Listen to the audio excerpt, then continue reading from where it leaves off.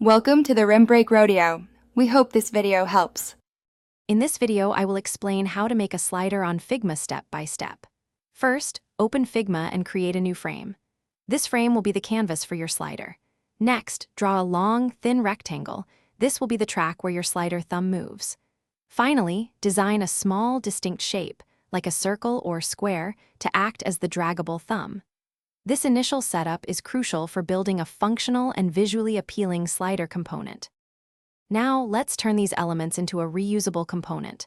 Select both your track and the thumb, then click Create Component Set in the Properties panel. This action groups them together. Next, add a new variant to your component set.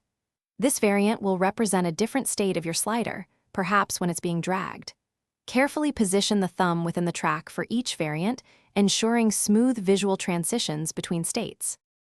With your component set ready, it's time to add interactivity. Navigate to the Prototype tab in Figma. Select the thumb within your default variant and add an on-drag interaction. Link this interaction to your other variants, specifying how the thumb should move along the track. Crucially, define the movement constraints to ensure the thumb stays perfectly within the boundaries of the slider track, preventing it from going off course. Finally, it's time to test and refine your slider.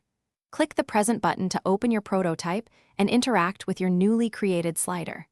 Drag the thumb to ensure it moves smoothly and stays within its defined track. Pay close attention to the overall user experience. Make any necessary adjustments to the track length, thumb size, or interaction settings to achieve a polished and intuitive slider component for your design. Thanks for watching. Consider subscribing if we helped you.